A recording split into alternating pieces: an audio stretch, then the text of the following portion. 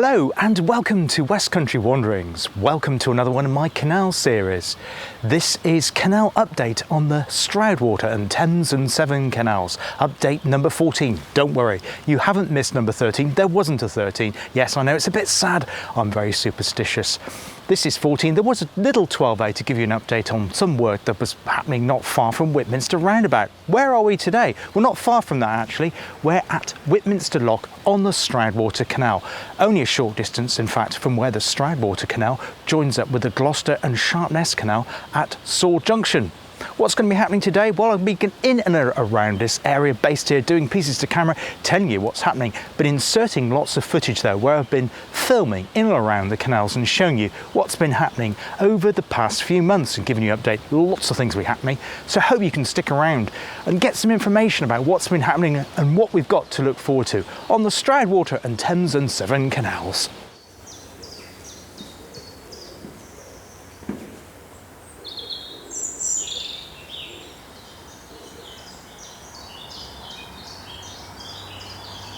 Now, the first thing to tell you what's been happening here is here at Whitminster, just over that way is Walk Bridge, which needs to be replaced. I'll tell you more about that in a bit. But here they are doing some vegetation clearance work ready for this canal to be reopened. But there's another purpose behind that vegetation clearance work over the next few weeks, and that's because in this area around here there are water voles, and they're trying to encourage the water voles to move away from this location because of all the work with the heavy construction that's going to be taking place just behind the camera. I'll show you that in a bit, what needs to be happening there. So they need to protect their wildlife, they need to get them to move home, if you like, just like we would get Pickfords to move home ourselves, packing up their boxes just to move away from this location before the heavy work can commence at this site.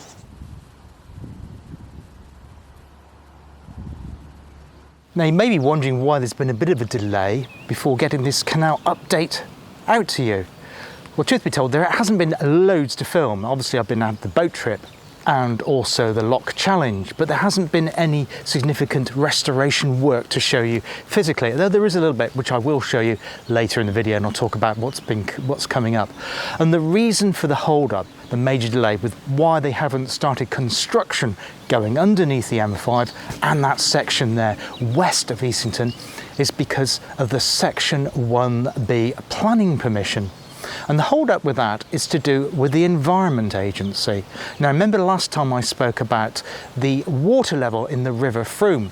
The River Frome is actually just behind me here as well. I'll show you that in a second. And how, obviously, as we get lots of rain, the water level rises. Well, the EA, the Environment Agency, aren't happy about some aspects of the planning from Stroud District Council, so there's a delay while they sort out the fine details of the plan to get the canal underneath the M5. I'm not sure exactly how far they are with that. There is a full report about it in the latest edition of Tro magazine, which comes out once a quarter. June's edition explains more about it there. So if you are a member of the Cotswold Canals Trust, and if you have any interest in the Cotswold Canals Trust, I do thoroughly recommend that you join that. I think it's about £15 a year to join. I've been a member for a little while. It's really well worth supporting them. But yeah, that's the hold up, is they're waiting from the EA sign off. As I say, I don't have any fine details on that yet. Bring them to you in update number 15 next time, but that's why they haven't done any further work building the canal across towards the M5 as yet, but it will happen.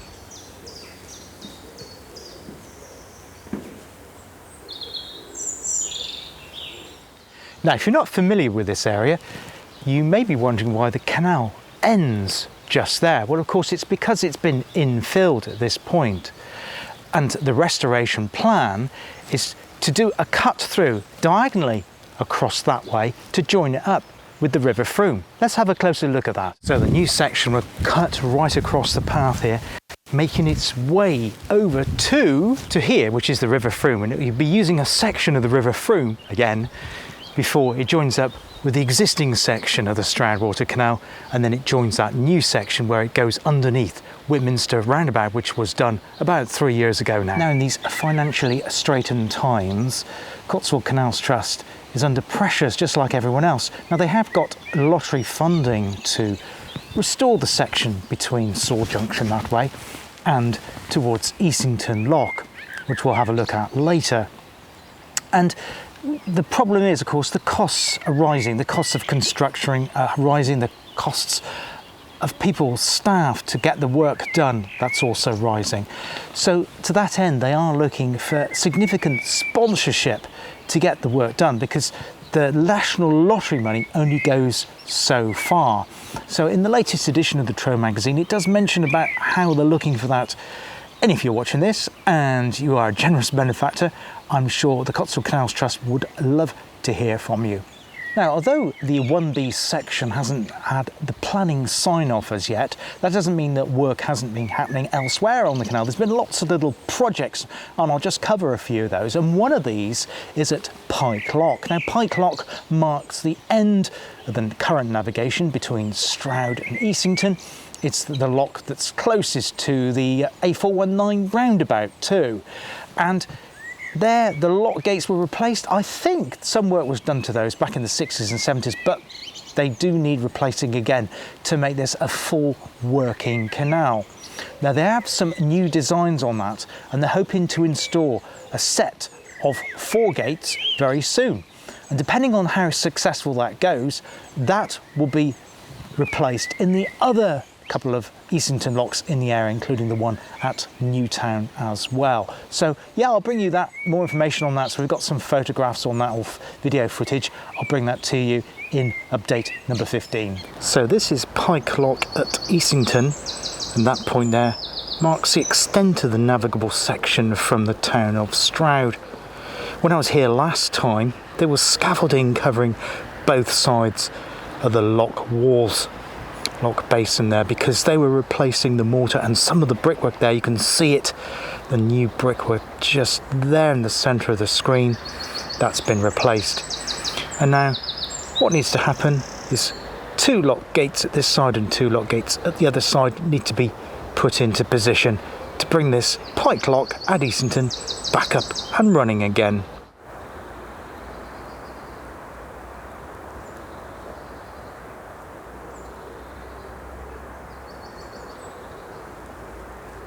Now I've just come a bit further along to what is known as Blunder Lock, so called because apparently they made a blunder in the calculations when the lock was built, so the story goes. And you can see that the gates here are in good condition, and they are actually replaced as part of the restoration of the Stroudwater Canal back in 2013, some 10 years ago now. So I've now walked around to Newtown Lock.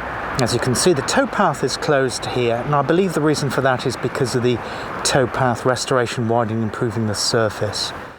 So this is Newtown Lock. It's currently fenced off. I just poked my camera lens through a gap in the fence here, and you can see that they're doing the same as what they did at Pike Lock last year, where they're replacing some of the brickwork in the lock basin and also replacing the mortar joints. See here too, Newtown Lock, they've also got a bund to keep the water back so they can get inside the lock basin itself. We saw that last time when they were doing the railway bridge at the ocean in Stonehouse.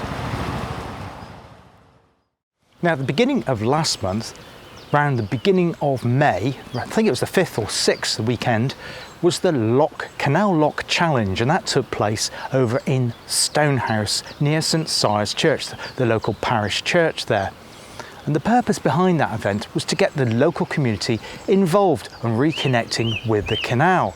There was a series of events where people could walk and run between several of the locks, starting at St Sire's, or rather the ocean, where these updates started, in fact, where they replaced that railway bridge over the Stroudwater Canal, and people were running from there towards Easington, which is where the navigable section currently ends. It was really exciting, so I went along there with my camera and filmed the start and some people running around the locks there.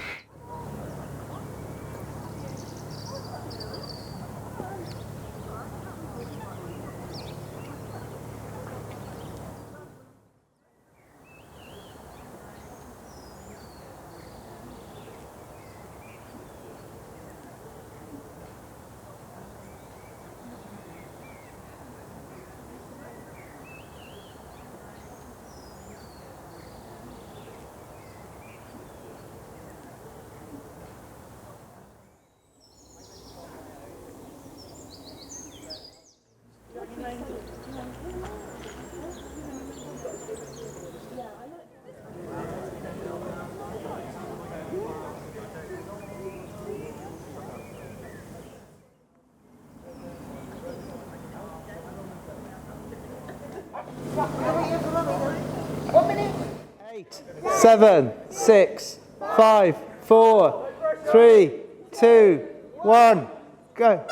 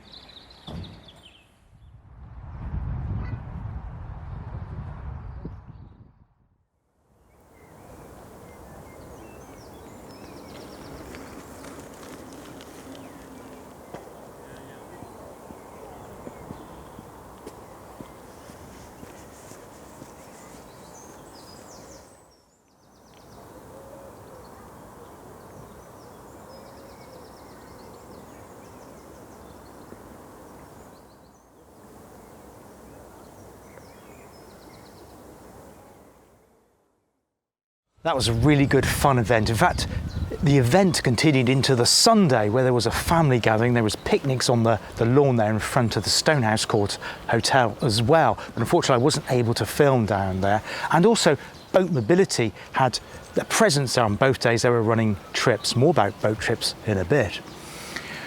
Something I've noticed when I was doing a recce for filming a couple of days ago before I started filming here today was a poster that's gone up at Walk Bridge. It's actually been issued by solicitors on behalf of Stroud District Council, who are the council partners for Cotswold Canals Connected. And it's a compulsory purchase order to purchase land hereabouts to ensure they've got connectivity for the canal. Now, in the last update, I spoke about the canal being rerouted to go under the M5, and I'll touch on that again in a bit. But there are some places where they don't have ownership of like the towpath or the adjoining land. And it's simply to get that land back into the canal ownership again before the work can be completed.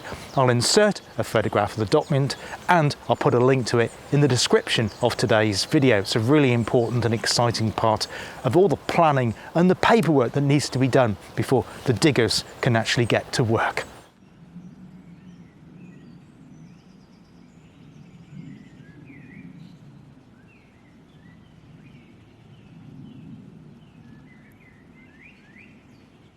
Now, very recently I was fortunate enough to go along to Ebley Mill, in fact Ebley Wharf, to have a boat trip along the canal, short section, about 30 minutes. It was really good fun. Now, just to let you know, if you want to do that yourself, they are running boat trips every Saturday, alternate Saturdays in terms of location. So they're running every Saturday. 1 week it's at Ebley, the next week it's at Wallbridge. I did film a sequence of Perseverance leaving Wallbridge Wharf as a separate standalone video. I'll link to that one in case you haven't seen that. But yeah, they've taken place over the summer. It's only £5 a trip. I'll just insert now what I filmed on that fantastic boat trip on the Stroudwater Canal.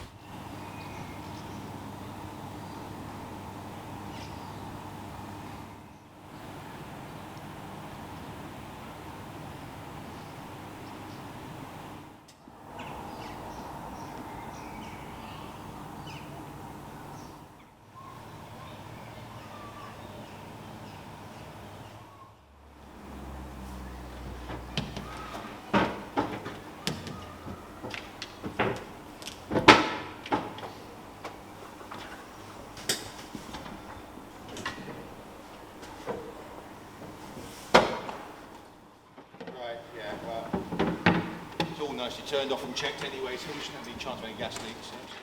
Turning on the jump. Oh, there we go. Look at that. Where do you want to sit?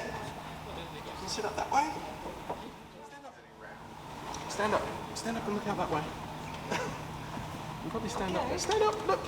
So If any problems, just ask us. We'll tell you what to do. We've never had any accidents in about 20 or 30 years, so that's okay. Just do what you're told. We ask you to remain seated. I know it's very tempting to get up and wander around. If you could avoid doing that, it is very helpful. Okay? The third thing is, can you keep your arms and legs inside the boat? We weigh 8 tonnes, and if I get 8 tonnes of boat squashing you against something, I've got to clear up the mess, and I don't want to do that, alright? So try to keep your arms in. I'll remind you if you get it wrong, but better if you don't do it. Fourth thing is, I'm wearing a life jacket. We have to by law. If any of you want to, we have to offer you one. You don't actually need one, but if you want to wear one like me, you can do. Just ask us and we'll find you one. Yeah, mums and dads, etc. Could you be responsible for the children, right?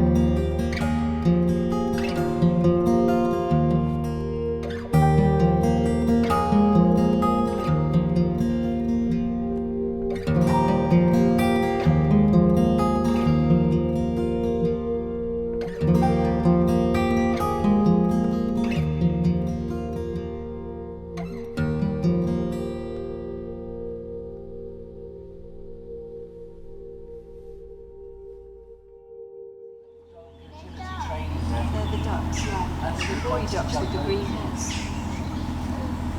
The males. Well, those houses are rather boring from the roadside. Then you come around this side and it's lovely young girls. Oh, that one looks like.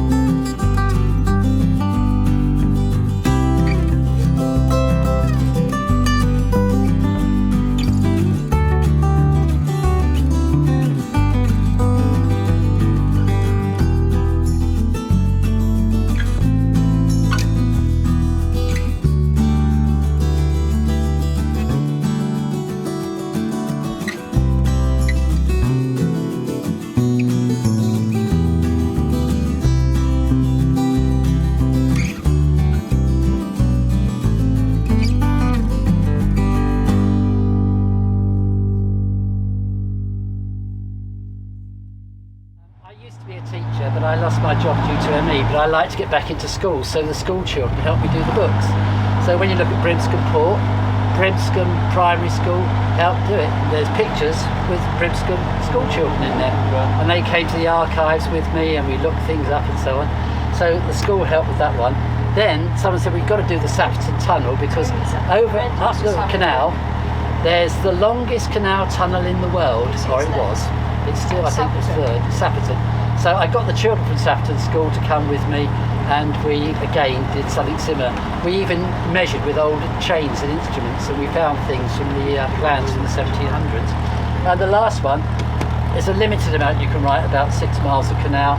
So I thought, let's do the whole Golden Valley. This valley is undiscovered, and it's got the most amazing history. So I got the Thrupp School children to help me do this, and we went to the museum together and again to the archives, and that was the third book.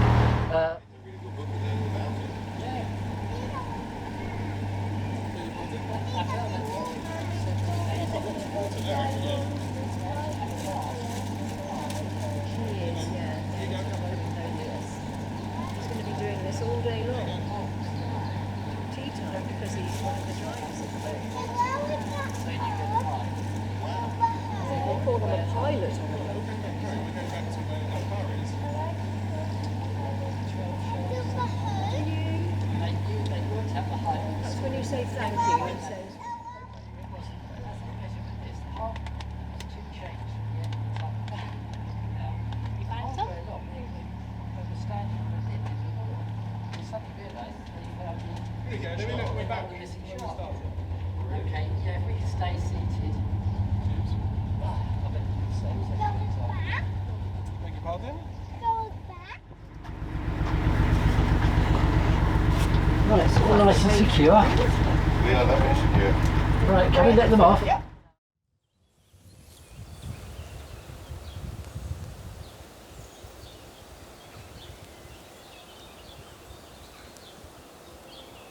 Now, last time in update number 12, we looked at Westfield Lock.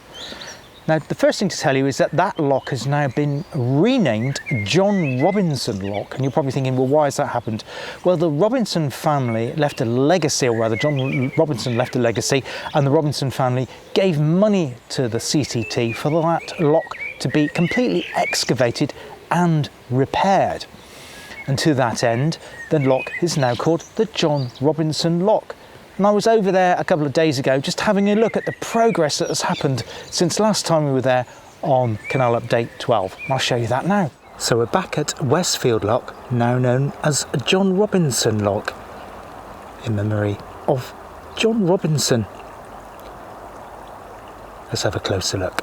So on first inspection, not a great deal has changed since my last visit, some 4 or 5 months ago now, when I was doing Canal Update number 12. I remember doing a piece to camera on the top of the bridge. So let's go on to that bridge and see what we can see looking down from it. So we're now looking down into the lock, and you can see that more excavation work has taken place since last time. And the generous donation from John Robinson should enable them to replace the lock gates or put in new lock gates, because they've long gone, because remember this was completely buried under soil. Also to put in paddle gear and lock ladders too. There is a temporary one there, of course, but that's just to enable the volunteers to replace some of the brickwork and to do the mortars as well. Now we're looking down on the other side of the bridge, and that's the route of the canal going out over there. Now you'll see, as we pass through the fence line, there's some fences, you'll see some diggers over there. I'll just explain about that. Now, as far as I'm aware, that isn't for the canal, because the canal will be going to the left of that. As I said, we haven't got planning permission for section 1B as yet because of the waiting on the EA requirements from the Environment Agency.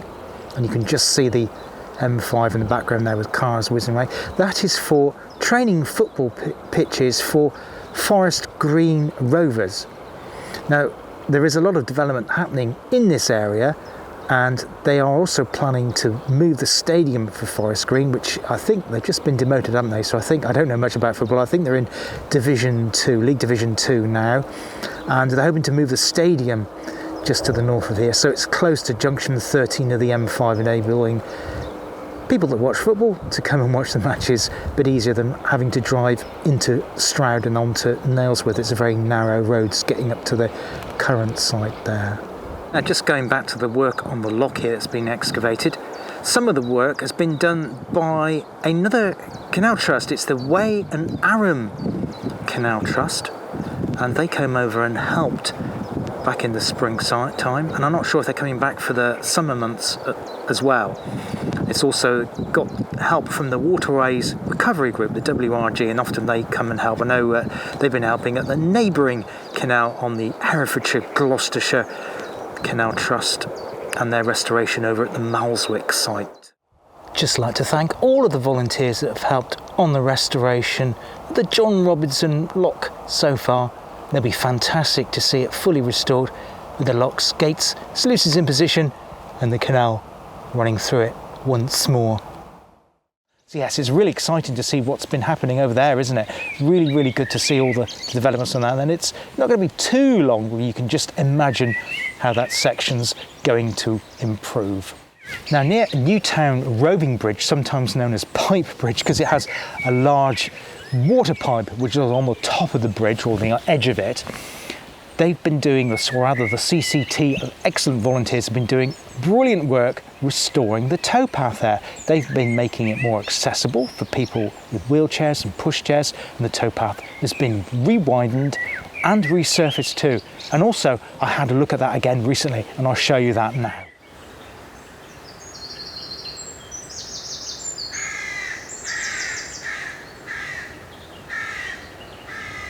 So we've now arrived at Pipe Bridge. You can see why it's so called. And the work that's taken place here isn't on the bridge itself, it's immediately behind me. So if I move around 180 degrees, ta-da, one shiny new towpath. But that's not all the work that's been done here. Yes, you'll also notice here that the fence has been completely replaced as well.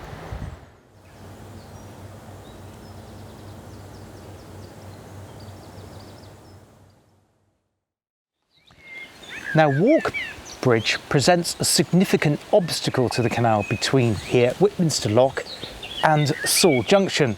There is a quarter-mile section coming out from Saul Junction, which is used by the marina, gives access to Saul Junction Marina, that huge marina here. And you have a very low bridge. I'll just insert a clip of it so you can see what it looks like there. And it presents a real difficult obstacle because you only have that much clearance between the top of the canal water and the lowest extent of the bridge. So that needs to be completely replaced. Now, Cotswold Canals Trust, Stroud District Council and Gloucestershire County Council, whose responsibility it will be, because it is a highways bridge, to replace that. They're trying to sort out different designs and also sort out the costings. That is a major one. So when the work starts on that one, I'll bring that to you right here on West Country Wanderings. Now, there's been lots of dredging work recently at Thrupp, which is a mile or two to the east of the town of Stroud. And there, they've been significantly bringing out lots of silt and debris from the bottom of the canal, to such an extent that that boat, which I mentioned previously, Perseverance, which I filmed at Warbridge, was able to get from Warbridge Wharf all the way to Thrupp, to the Stroud Brewery site. That was really exciting to see that. If I got a photograph of that, I'll insert that now. I'll give credit to Cotswold Canals Trust. I didn't actually see it, but I just heard about it. But that's really exciting to news.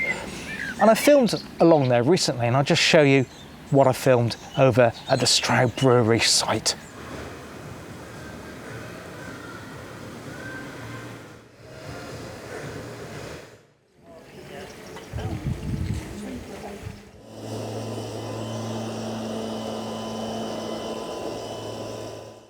So this is Dudley. It's been recently acquired by the Cotswold Canals Trust a year ago, and it's been completely restored. Been used at the site here at Stroud Brewery at Thrupp, about 2 miles to the east of the town of Stroud. So much work has been done at this site here, dredging, and as I said earlier, they've now been able to get Perseverance, the boat I filmed on a previous canal series video coming out of Warbridge, up to this location here for the first time, I think, since 1957. So that's a tremendous achievement.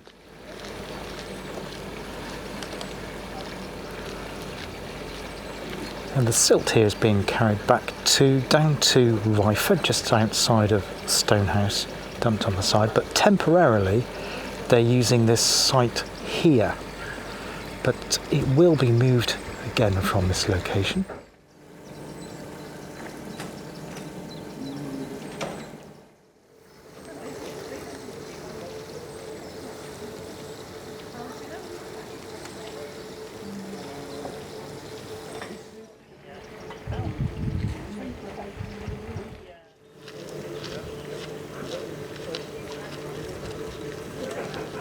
Just a bit further along from Brimscombe or Thrupp, before you get to Brimscombe Port, and I'll give you an update of that in update number 15, is this place here, which is the ironworks, canal ironworks at Brimscombe. And as you can see, no canal. In fact, that's the line of the canal there, just in the road.